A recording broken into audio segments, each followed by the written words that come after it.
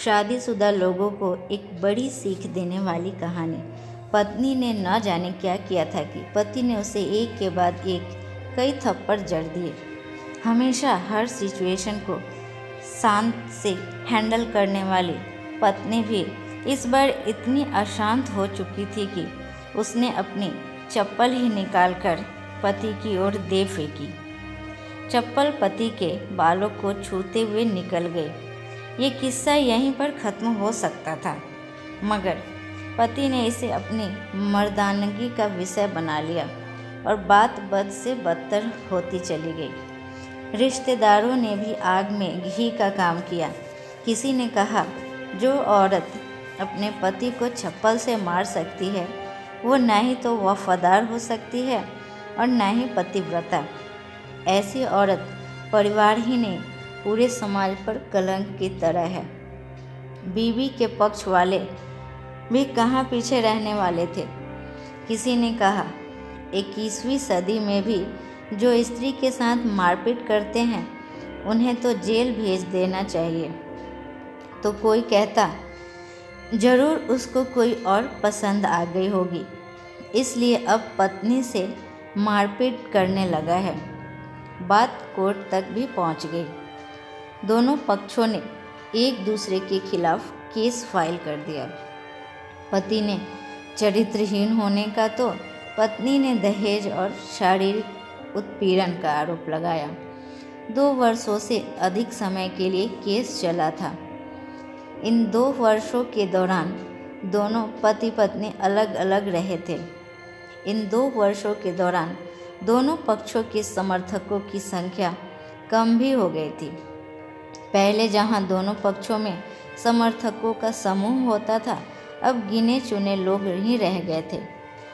पति और पत्नी दोनों की आर्थिक स्थिति भी इस समय के दौरान नीचे गिर चुकी थी, जिन्हें वो अपना शुभ चिंतक समझ रहे थे।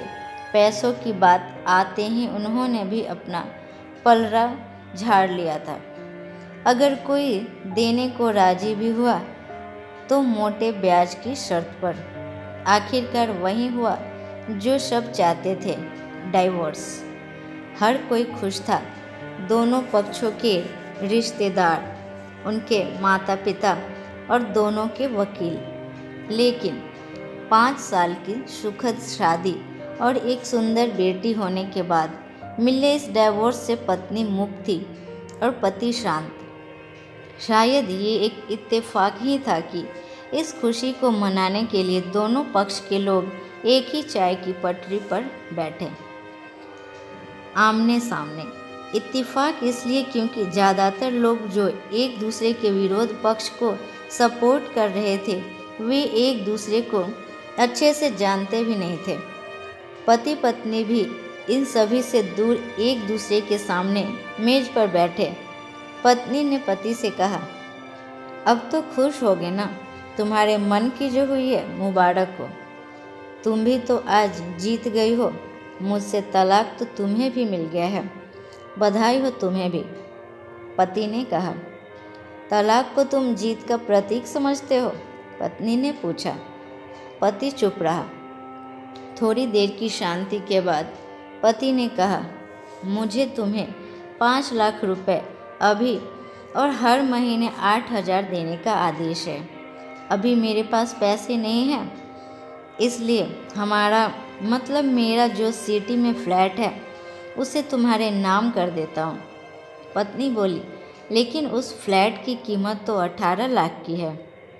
हाँ, लेकिन हमारी बेटी तुम्हारे साथ है और आगे जाके उसके खर्चे भी बढ़ेंगे, तुम्हें थोड़ी आसानी होगी।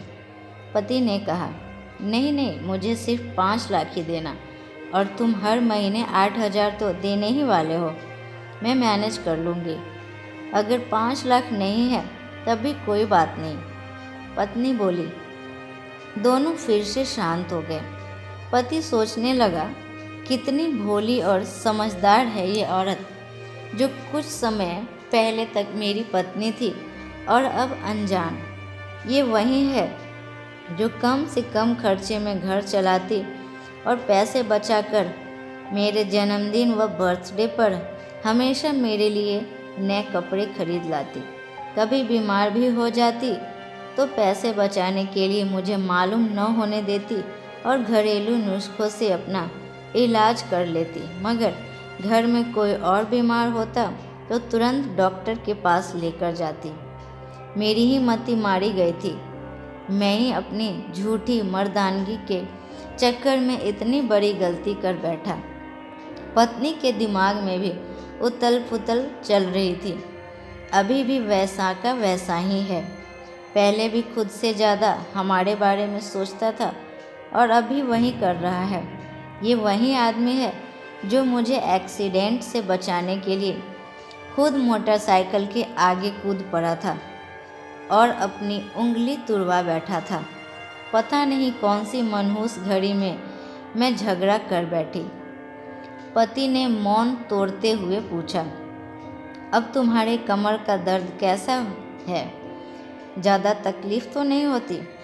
पत्नी हल्का सा मुस्कुराई और बोली, अभी भी होता है। अब तो पेट में भी क्रैम्प्स उठते हैं। वो तो होगा ही, तुम योगा या कसरत भी तो नहीं करती हो। अब किसी गायनेकोलॉजिस्ट को ज़रूर दिखा लेना। पति ने कहा, तुम बताओ तुम्हारा अस्थमा कैसा है अब? क्या अब भी दौरे पड़ते हैं? पत्नी ने पूछा। हाँ पड़ते हैं, पहले से ज़्यादा, क्योंकि अक्सर इन्हेलर भूल जाता हूँ याद दिलाने के लिए। तुम जो नहीं हो अब, पति बोला। पत्नी की आंखों में आंसू आ गए। वो बोली, तुम्हें मेरे चरित्र पर सवाल नहीं उठाने चाहिए थे, तो ये परिस्थिति आती ही नहीं। हाँ मैं जानता हूँ तुम बहुत अच्छी हो। मुझसे गलती हो गई, बहुत बड़ी गलती। मैं लोगों के बहकावे में आ गया था। पति बोला, तुमने भी तो मुझ पर दहेज का इल्ज़ाम लगाया था। वो बोला, गलत था और इस बात को मुझे भी पछतावा हुआ। पत्नी ने कहा। पति कुछ कहना चाह रहा था लेकिन हिचकिचा रहा था। पत्नी ने पूछा, कुछ कहना चाहते हो? वो बोला, क्या सब पहले जैसा नहीं हो सकता? क्या मतलब? पत्नी बोली, मतलब कि हम फिर से पहले की तरह पति पत्नी बनकर, सच्चे दोस्त बनकर नहीं रह सकते? पति बोला, पर ये डाइवोर्स के पेपर दिखाते हुए पत्नी ने कहा, फाड़ देते हैं। पति ने अपने पास रखे डाइवोर्स के पेपर फाड़ते हुए कहा। पत्नी ने भी अपने पास रखे पेपर फाड़ दिए। सभी हैरान थे, वकील, रिश्तेदार और माँ बाप। पति पत्नी दोनों एक दूसरे के हाथ में हाथ पकड़े अपने घर की तरफ चले गए। दोस्तों, ये कहानी उन हर पति पत्नी के लिए बड़ी सीख है जो छोटी छोटी बातों पर लड़ते हैं और इन झगड़ों को बड़ा करके अलग होने का डिसीजन लेते हैं। प्यार और झगड़ा तो एक सिक्के के दो पहलुओं की तरह है। दोनों को स्वीकार करना होगा, तभी ये पवित्र रिश्ता उसकी मंजिल तक पहुंच पाएगा। धन्यवाद।